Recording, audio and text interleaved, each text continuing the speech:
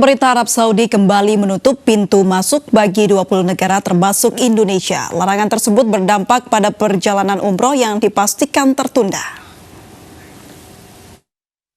Larangan masuk sementara terhadap 20 negara ke Arab Saudi berlaku mulai hari ini. Indonesia termasuk dalam 20 negara yang dilarang masuk Arab Saudi.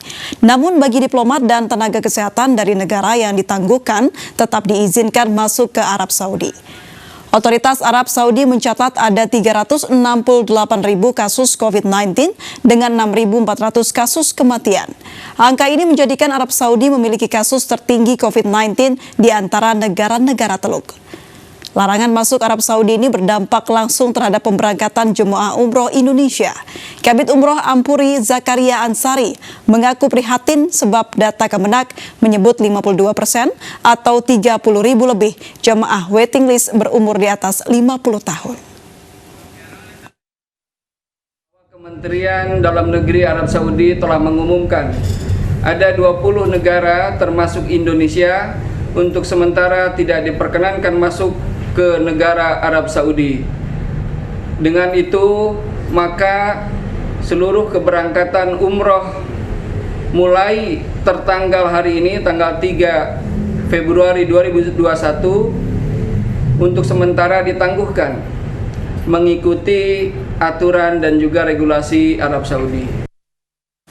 180 tenaga kesehatan di Rumah Sakit Darurat Wisma Atlet Jakarta divaksin tahap kedua. Proses penyuntikan vaksin tahap kedua ini akan berlangsung selama 2 minggu ke depan. Sebanyak 180 dari total 2.653 tenaga kesehatan di Rumah Sakit Darurat Wisma Atlet Jakarta divaksin tahap kedua pada Rabu kemarin. Penyuntikan vaksin dilakukan secara bertahap dan ditargetkan akan selesai dalam 2 minggu ke depan. Setelah divaksin, para tenaga kesehatan akan diobservasi kurang lebih 2 jam untuk memastikan ada tidaknya alergi. Vaksin yang pertama sampai saat sekarang sih belum pernah merasakan ada gejala apapun ya. Tetap fit, tetap aktivitas seperti biasanya. Untuk masyarakat sih ikut dilaksanakan aja vaksinnya karena ini kan bagus buat menjaga imunitas tubuh dari pandemik ini supaya imunitasnya kuat. Setidaknya membutuhkan waktu hingga 1 bulan untuk menyelesaikan tahapan vaksinasi COVID-19 tahap 1 dan 2 bagi seluruh tenaga kesehatan yang ada di Rumah Sakit Darurat Wisma Atlet Jakarta. Dari Jakarta, Bunga Ayu, Dimas, Riki Kurniawan, iNews melaporkan. Pemerintah akan memberlakukan PPKM Mikro sebagai respon atas hasil evaluasi PPKM sebelumnya yang dinilai kurang efektif. Menko Perekonomian yang juga Ketua Komite Penanganan COVID-19 dan Pemulihan Ekonomi Nasional Airlangga Hartarto mengatakan Presiden Jokowi meminta pembatasan lebih berbasis mikro untuk memastikan penularan di lingkungan tempat tinggal semakin berkurang. Melalui PPKM Mikro, pengawasan dimulai dari lingkungan terdekat. Pengawasannya akan melibatkan Satgas Corona dari tingkat pusat hingga tingkat terkecil. Kegiatan-kegiatan yang akan dilakukan penting untuk meningkatkan kedisiplinan masyarakat dan penegakan hukum. Oleh karena itu pelibatan aktif dari Babinsa, Babin Kamtibmas, Satpol PP, Operasi Justisi, TNI, Polri ini dilakukan bukan hanya untuk penegakan hukum tetapi juga untuk melakukan tracing. Sementara itu, Forum Komunikasi Pimpinan Daerah Provinsi DKI Jakarta meluncurkan gerakan Jakarta Bermasker. Gerakan diinisiasi untuk menyadarkan masyarakat akan pentingnya mematuhi protokol kesehatan.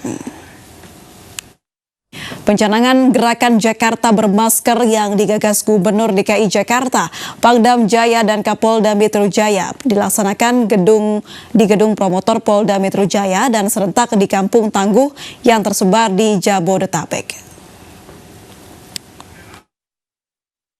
Karena itulah kita mengkampanyekan terus-menerus kepada warga se-Jabodetabek agar lebih disiplin, lebih konsisten.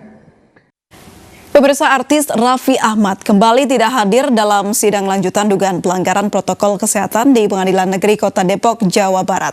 Meski tidak hadir, sidang tetap dilanjutkan dengan agenda tahap mediasi selama 30 hari.